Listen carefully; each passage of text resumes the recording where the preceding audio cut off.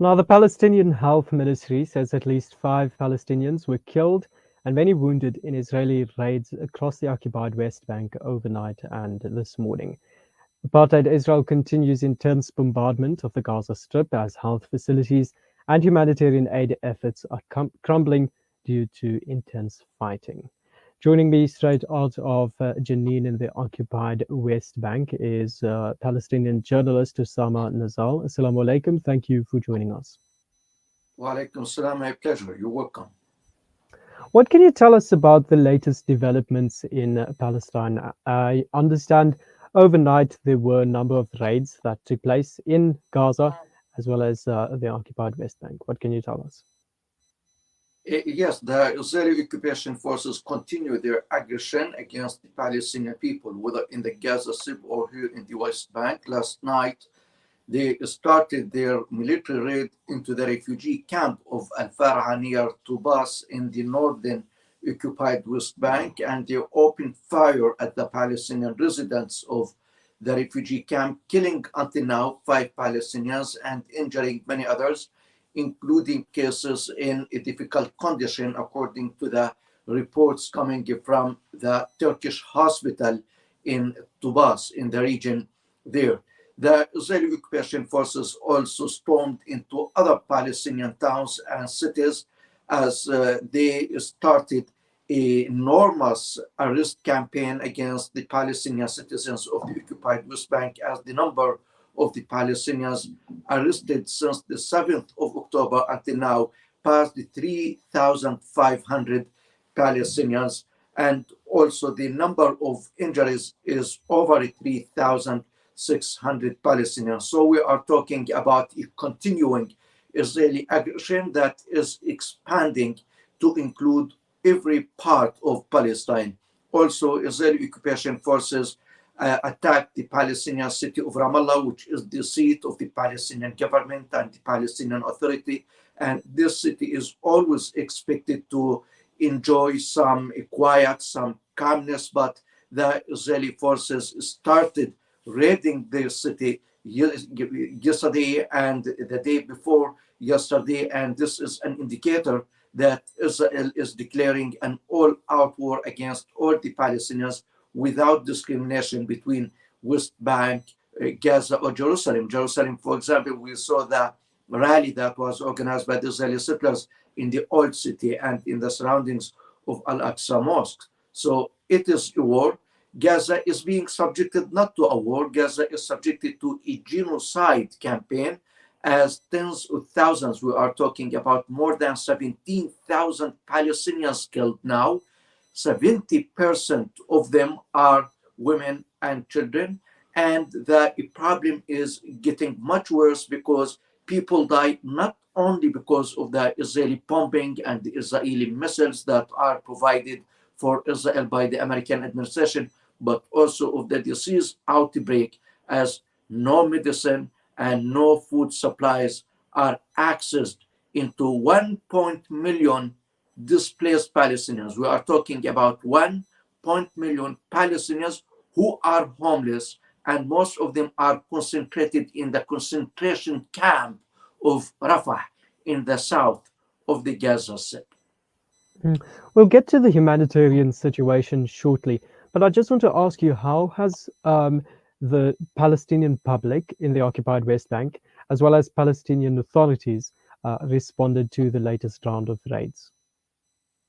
The Palestinian people here are living under constant aggression, as I said, and under constant Israeli siege. For example, if you want to travel from Jenin to Nablus or Jenin to Ramallah, you can't do that because of the Israeli military checkpoints on the roads and because of the Israeli settlers' violence. Because today, as all people know, that the Israeli settlers are armed to the teeth. The Israeli Minister of Home Security, Benny Gvir, distributed more than 400,000 rifles and other types of weapons to the settlers groups, who are really terrorist groups working in the Palestinian rural areas, killing Palestinian farmers, preventing Palestinian farmers and shepherds from approaching their land, from cultivating their land. and they have names, these groups, and they are classified by some international organizations that they are terrorist groups, like the price tag terrorist group and the Hell Tops Youth and other Jewish settler organizations that are practicing terrorism against the Palestinian people. Now the Palestinian public are very angry and they feel that they are abandoned alone, because since the start of the Israeli genocide campaign against the Palestinians, we hear only statements and lip service, whether from the international community or from the Arab governments, as the Arab governments and the Western governments are not heeding the calls by their public and by the hundreds of thousands of protesters who take to the streets every day and every week, asking to press the Zionist regime to stop the genocide campaign against the Palestinians. But really, we see nothing. The West Bank situation is on the abyss of fire, because you can say that there is a curfew imposed on the Palestinian roads connecting the Palestinian towns and the Palestinian cities. And apart from that, the Palestinian government, as you may know, was not able to pay the salaries of the public sector employees because of the Israeli financial sanctions imposed on the Palestinians and the financial cuts that Israel conducts every month from the Palestinian taxes, revenues, and the Palestinian clearances, claiming that some of this money goes to the Gaza Strip, and so it cut more than 600 million shekels last month and this month, paralyzing the ability of the Palestinian Authority to pay the salaries of its employees and to cover other expenses. So we are talking about a war against all the Palestinian society sectors, regardless of the political affiliation or the political position this Palestinian might have or this Palestinian might enjoy. We are all now in the same boat. Mm. And I think it's quite important that you mentioned earlier on that this is not just about bombardment of Gaza. This is something that has spread beyond Gaza, but also within Gaza now we're seeing where UNICEF is claiming that thousands of lives in Gaza are at risk due to a lack of basic essentials such as water, electricity, and as you mentioned, this is now creating threats of disease spreading, and that could also lead to further deaths, not just from bombardment and airstrikes, but also now a health crisis. We're seeing humanitarian aid efforts appearing to falter and crumble due to intense fighting and attacks against Gaza. What is the situation like with regards to the humanitarian issue at the moment?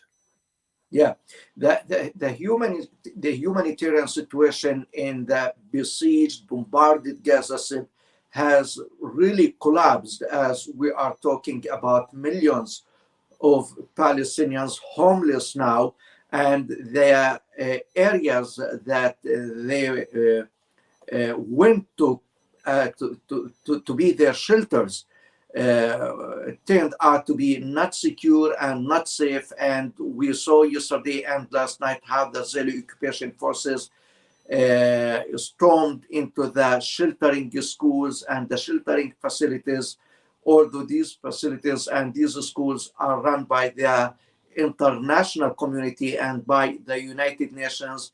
How the Israeli forces detained hundreds of Palestinians who were taking these schools as shelters, and they stripped them naked. They tied their hands and they folded their eyes and they filmed them in order to show off and to boast about the brutality and the crimes that they commit against the Palestinian people in the Gaza Strip. And many of the Palestinians who took shelter in these schools in the north and the middle of the Gaza Strip were gassed. They were showered by suffocating tear gas by the Israeli forces, and they were asked to go to the south and then to the further south. And in the south and in the further south, we are talking about a small Palestinian area that can't absorb these hundreds of thousands of people taking refuge there without having any of their personal fittings or their personal belongings. And we watched how the women and the children were crying because they are forced now to sleep on the sound and to bear the brunt of the chilly cold weather because we are in the winter season now, and they don't have mattresses, they don't have blankets. You know, women today are the last to eat, and the children are the first to die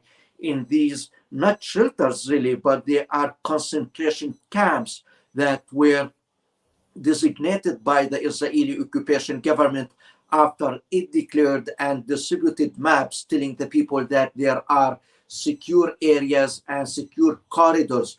But when the Palestinians went to these areas, they found out that these corridors are death corridors, and these areas are not safe areas but concentration camps. The situation in Rafah today, which is on the border with Egypt, can't be imagined by any human being due to the disease breakout, the lack of food, the lack of medicine. Many mothers were talking about their children who are diabetic and they don't have the insulin injection. Many people are suffering the asthma and pulmonary problems and respiratory problems. So we are talking about a catastrophe. We are talking about a Nakba. We are talking about a real genocide being committed against a whole people in Palestine amidst Arab and Muslims and word silence, really.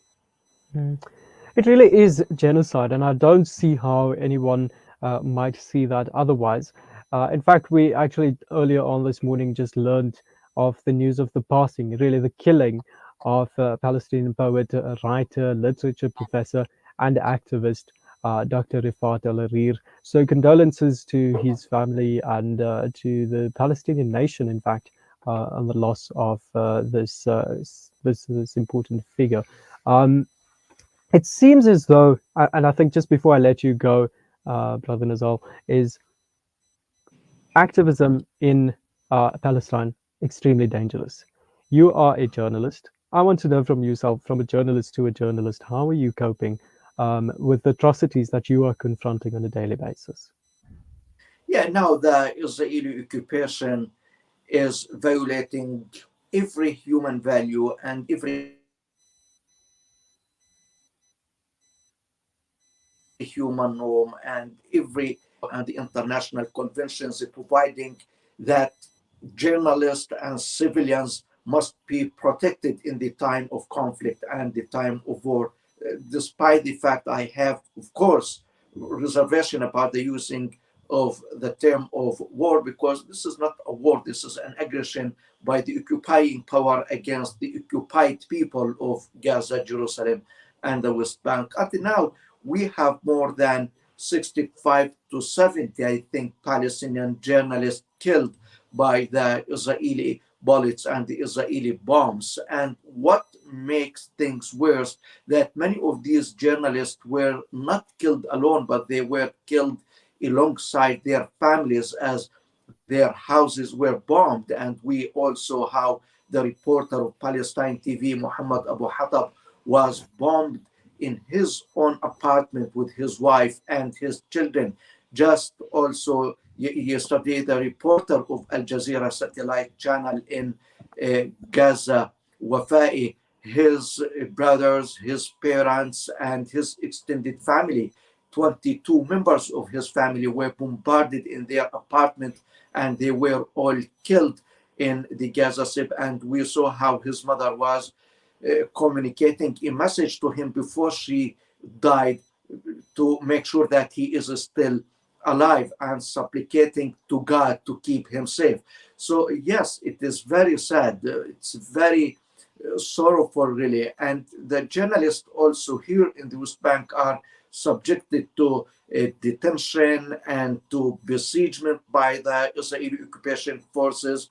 They don't have the freedom of doing their duty. Their offices, their institutions are closed. Many radio stations were closed here in the occupied West Bank. For example, the state TV of Palestine offices were closed in the eastern part of occupied Jerusalem, preventing the staff of doing its duty there. So we are talking about a real war on the Palestinian people and on the journalists, on the poets, as you mentioned, our late poet, Mr.